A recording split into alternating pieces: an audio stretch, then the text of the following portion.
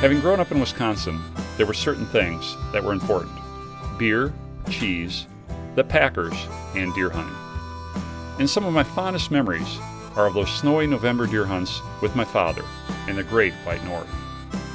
But even before my time, and for many teens previous, it was a rite of passage to be able to spend time with your father and other adults.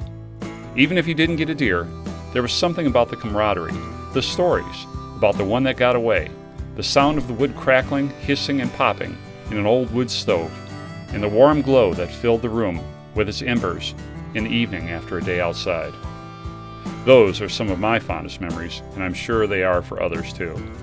But for many teens, there isn't an opportunity to go hunting and the lessons learned from an adult role model. Luckily, in South Carolina, there is a program called Take One, Make One, and in this episode of Augusta Outdoors, we'll learn about how a unique partnership between the National Wild Turkey Federation and the Department of Natural Resources is providing a wonderful opportunity for many teens in the state. The Take One, Make One program is a youth mentoring hunting program to where we really target those young people who have shown an interest in hunting but don't necessarily have the means or the opportunity to get out and do it.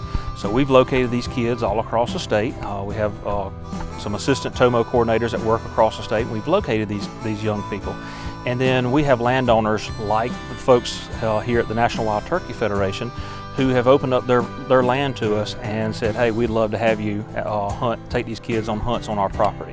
So that's what we've done here is we've partnered with the National Wild Turkey Federation, and we've got 4 young people today that we're going to put in some deer stands here shortly and see what happens. You know, one of the biggest things that I think that we can try to teach everybody that comes through a class like this is respect for the environment, the habitat, and the wildlife. You know, I'd say, you know, people that don't hunt probably don't realize the amount of respect that hunters do have for the wildlife that we do go after and pursue each fall or spring.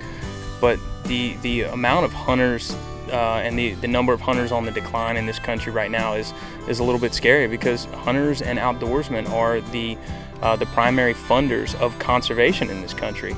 If no more licenses are purchased, you know, or no more firearms, ammunitions, things like that, then those funds that would be taxed from those purchases that would go to conservation, that's no longer there, and that leads to further loss of everything that we have out here to enjoy. So it's you know, wildlife and our habitat and the hunters, they're all tied together very fundamentally, where without one you really can't have the other.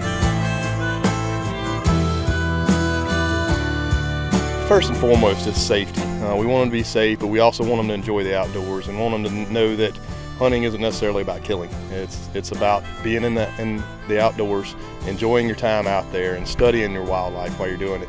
If you happen to get a kill shot, that's just a bonus.